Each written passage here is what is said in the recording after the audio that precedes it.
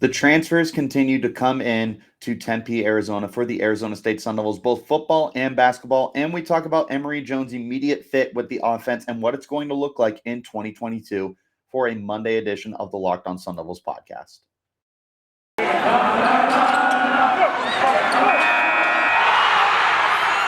You are Locked On Sun Devils, your daily podcast on the Arizona State Sun Devils, part of the Locked On Podcast Network, your team every day.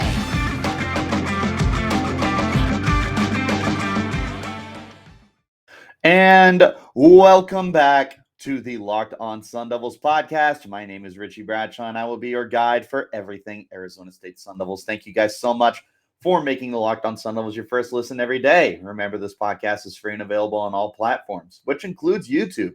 If you would like to check us out on an a visual platform, but you can also check us out on an audio platform wherever you get your podcasts.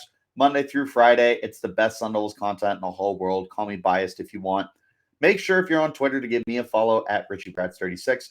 Follow the podcast while you're on there as well at LO_Sun Devils. Guys, it was an eventful week for the Arizona State Sun Devils over the last few days. We had quarterback Emory Jones officially decide to come to Tempe, Arizona, and essentially all but become the face of the Arizona State Sun Devils offense now. He should be the starting quarterback. There shouldn't really be any debate for that. Now, it was brought to my attention that number one friend of the podcast, Donnie Druin, mentioned to me that Emery actually has 2 years of eligibility remaining. So he's not just a quarterback for 2022. He could be the quarterback for 2023 as well. So there's a little bit more stability there. It's not a patchwork like last second fix for the team. If Emery comes out and balls and Arizona State finds themselves in an 8 or 9 win season, but it's not quite good enough for him to go to the pros, then I mean, he could come back for 2023. So a little bit of good news there, a little bit of leeway, and interesting situation for Paul Tyson and Trenton Bourguet, the latter of whom I feel like we should expect to transfer at this point, but we'll cross that bridge when we get to it. But in the meantime, I want to talk about Emory Jones' immediate fit with the offense. What's it going to look like? How does he immediately impact what the Sun Devils like to do? Is he a good fit? This, that, and the other. Well, the good news is he is a very good fit for what the Sun Devils want to do offensively. He is a solid passer, nothing that's going to blow you away, but that's all right because ASU has not been a pass-heavy team in a long, long time. But what he does do very well is run. Great fit because ASU loves to run the football, especially with their quarterbacks. Again, you talk about the last 10 plus years. There's really only been 1 year where you didn't have mobile quarterback play with Mike Bercovici in 2015. And even then, he still racked up, I think, 6 rushing touchdowns, something like that. Like, you have always had some kind of consistency from mobile quarterbacks for Arizona State, and Emory Jones fits that mold very, very well. Remember, Jones rushed for 759 yards last year, and he managed to do this while racking up 5.3 yards per carry. He also, for what it's worth, was the leading the leading rusher for the Florida Gators. So, I mean, he's completely capable of being that kind of weapon for Arizona State's offense, especially in a offseason, where they're losing their top 2 leading rushers, running back wise, from a year ago in Rachaad White to the NFL and Zumonte Chiptrianum to the transfer portal to the Ohio State Buckeyes to become a linebacker of all things. So there definitely was a need. Plus, obviously, Jane Daniels transferred. So essentially, you lost your top 3 rushers from last year.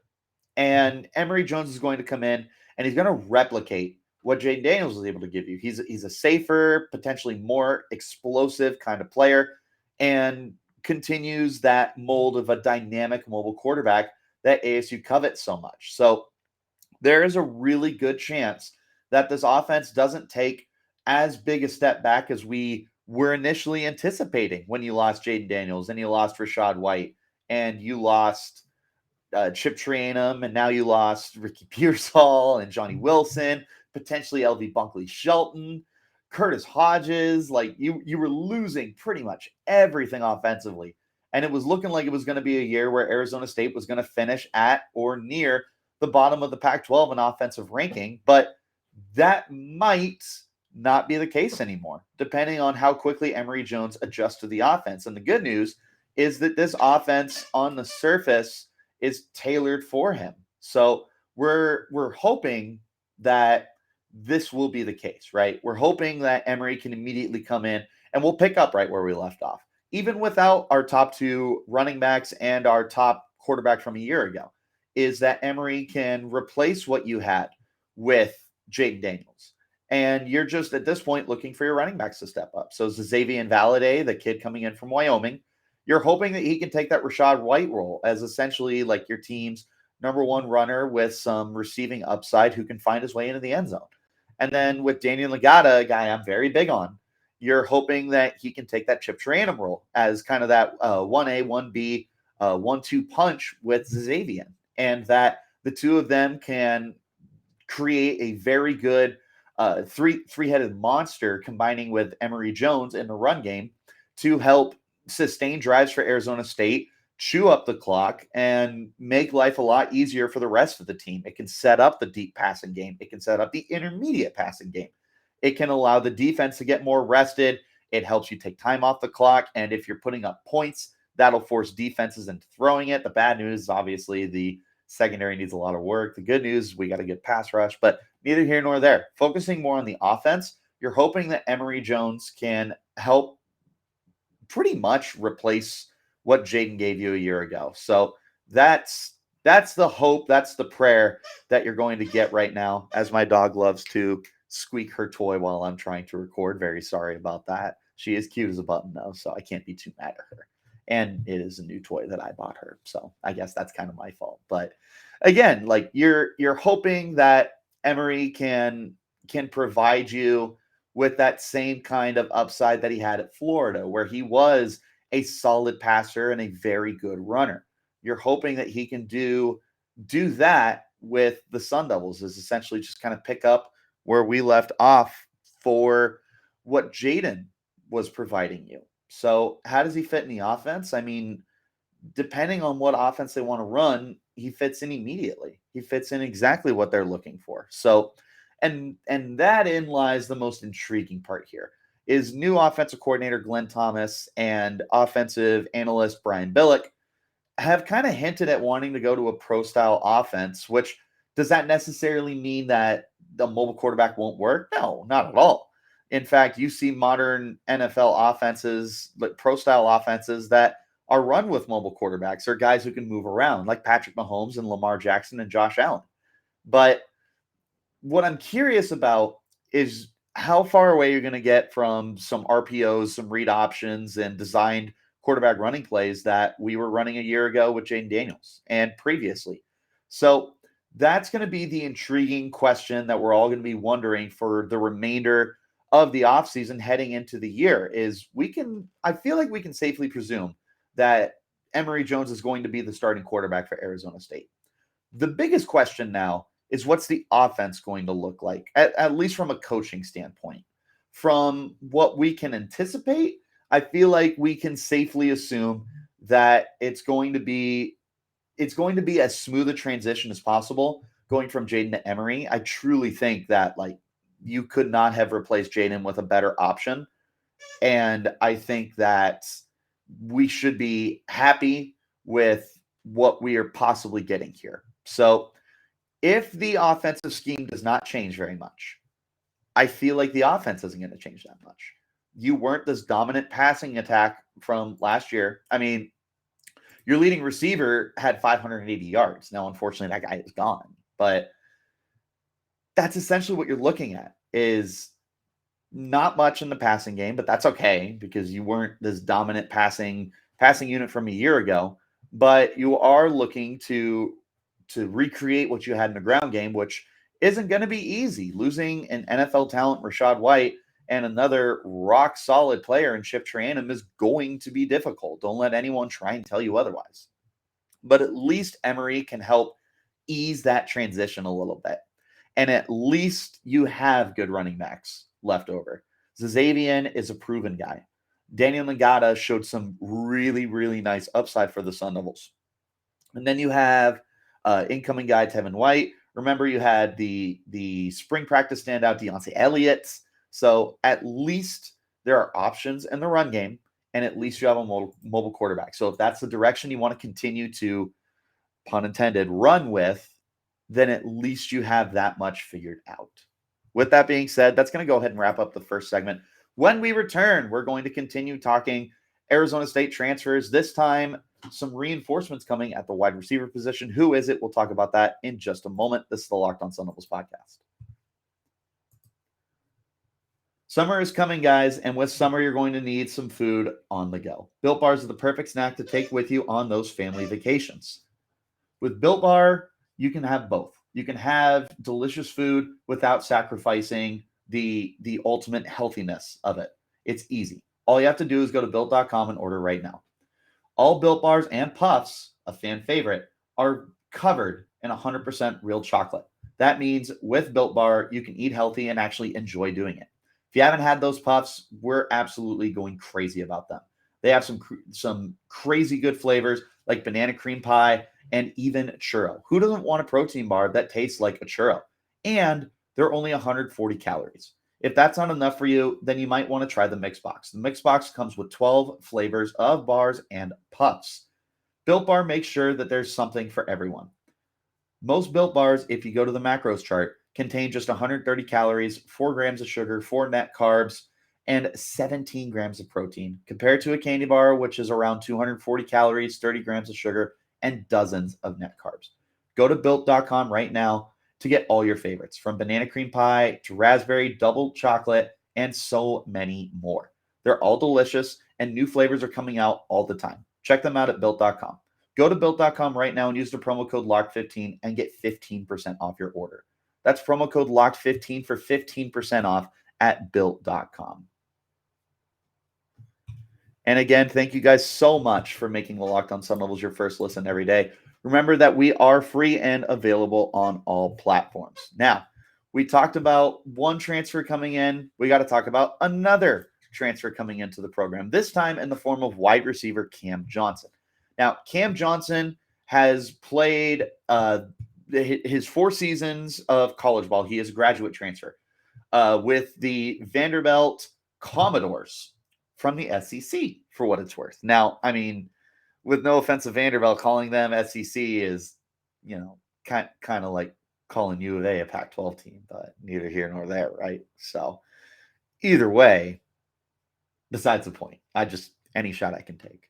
But anyways, Cam Johnson, wide receiver coming from Vanderbilt, is a well-established guy. He's coming into the program with 124 receptions in 4 seasons. Now, unfortunately, he is like right at that 10 yards a catch mark, including this past year where he was at 9.6 yards per reception. He only has 10 touchdowns to his name. He's never really been a focal point in the offense. Looking back at his 2020 season, though, he was one of the leading receivers for the Commodores. He caught 56 passes for 545 yards and 3 touchdowns. Now, again, that's under 10 yards a catch. It's 9.7. But he was kind of like this dump-off option and like a safety valve for the offense that they were going to. It actually was good enough to the point where, as he was heading into the 2021 season, that he was talked about as a what's it called? Like a preseason SEC player for like an all-time team. So there was definitely some conversation that he could have exceeded the circumstances that he was in and really put himself in conversation for one of the best wide receivers in the SEC. Now, that would be very impressive considering the amount of talent that's in there. But to be noted like that, I mean, that's cool. We're looking forward to something like that.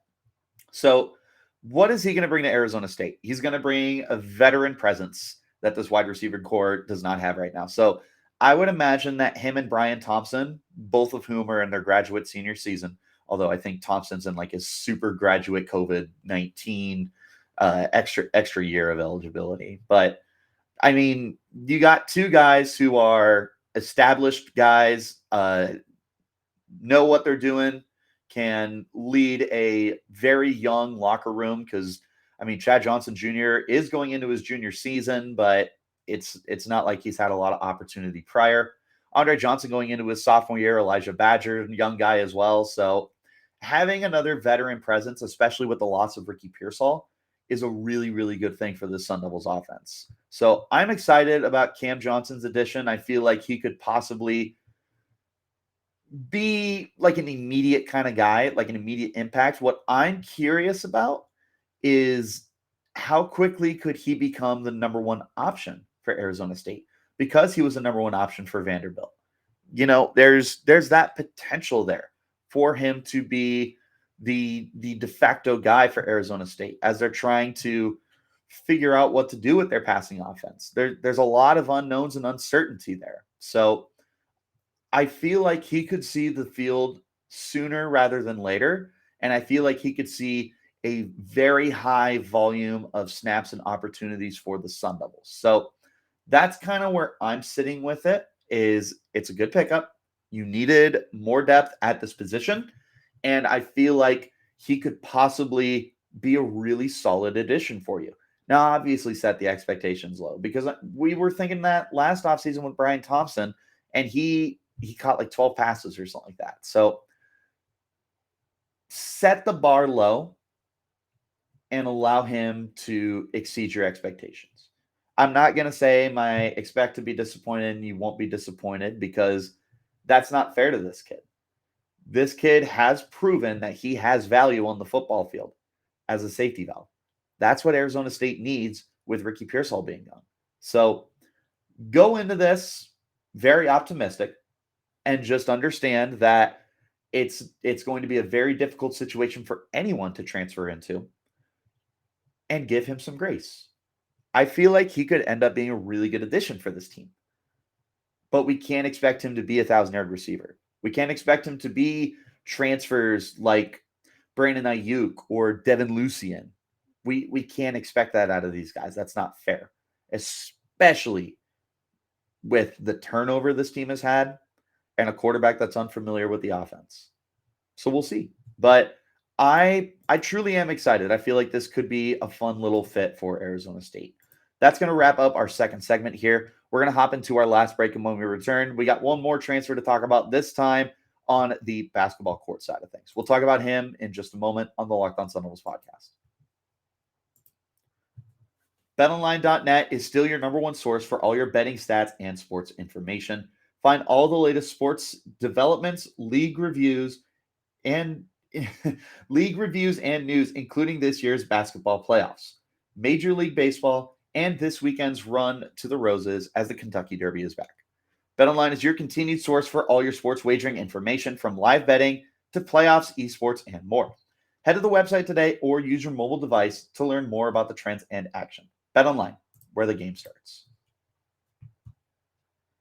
All right, guys, and we're back for the third and final segment of this Monday edition of the Locked On Sun Devils podcast. We've been talking lots of football lately. We are going to go ahead and flip it back to the basketball side of things, as Frankie Collins, former Michigan State Wolverine, has transferred to Arizona State. Now, Collins is a guard, a smaller guy at that, at 6'1", 185, and really does not have very much experience whatsoever. This past year for Michigan, he was averaging 11 minutes a game, only 2.8 points, and was a very, very weak free throw shooter, shooting just 44.1% from the line. So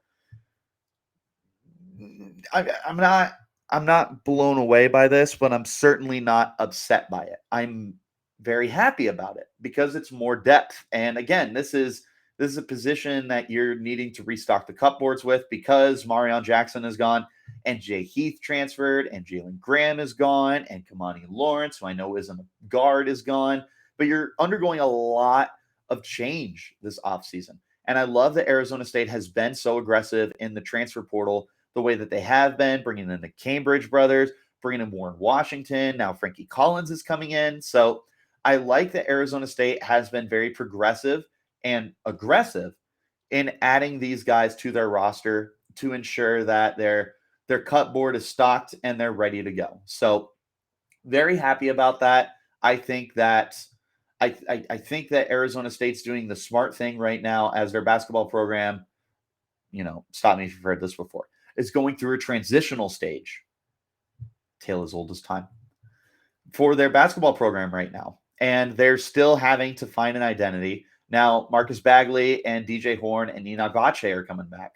But what they've done a really good job of, I feel, is making sure that there's a lot of depth on this bench and a lot of guys that you can shuffle in throughout the lineup. Frankie Collins is just another piece of that. The other thing that you have to be really excited about is he is going into just his sophomore season. So this is a guy who could be with you for the next 3 years, maybe even 4, depending on the eligibility thing. I'm not sure if he's a redshirt freshman this year or not, but ultimately you're getting a guy that you could develop into a full-time starter for your team. This could be a massive blessing in disguise for the Arizona State Sun Devils basketball team. Is sure the guy is anything but proven. Shooting under 50% on your free throws is already a big red flag. Playing 11 minutes and scoring less than 3 points a game, also not ideal. But let's also keep into account that Michigan has put together a very, very, very good basketball program over the last however many years. So Collins not necessarily getting those opportunities shouldn't be too much of a surprise because of how deep and how talented the Michigan Wolverines basketball program has been over the year. Now, he is a former four-star recruit and was a consensus top 50 recruit in the 2021 class, but hasn't had that opportunity. So if he can get back to what made him such a highly touted recruit, that would be huge for Arizona State. But again, just like what I was saying previously for Cam Johnson, just set the expectations low. Let him blow you away. Let him be the one who shows off his worth and his talent and the reason why he was, somebody that everybody was looking to recruit and add to their program. Going to Michigan is a big deal. It's not like this kid is transferring from, like North Dakota Tech A&M, something super duper small like that. This is a guy who was highly touted, highly recruited, and just didn't get that opportunity. He's coming to Arizona State, and be optimistic about it. Don't sit there going into it thinking that he's going to be what Marion Jackson was, but at least go into it optimistically and hoping that he can take that next step in his career. But that is going to go ahead and wrap up a Monday edition of the Locked On Sun Devils podcast. We thank you guys so much for making us your first listen every day. Remember, we're free and available on all platforms, which includes YouTube, if you would like to check us out on a visual platform. But wherever you get your podcasts, you can see us Monday through Friday, the best Arizona State Sun Devils content in the whole wide world. Free and available, football, basketball, and otherwise. It's the best. I'm totally biased. Go ahead, make sure you follow us on Twitter as well. You can find me at Richie Brads36, and you can follow the podcast at LO_Sun Devils. Now, go ahead and make your second listen Locked On Pac-12. Get all your daily Pac-12 news in 30 minutes or less with Pac-12 expert Spencer McLaughlin. Just like the Locked On Sun Devils, it's free and available on all platforms. And until next time, guys, you keep it locked right here on Locked On Sun Devils.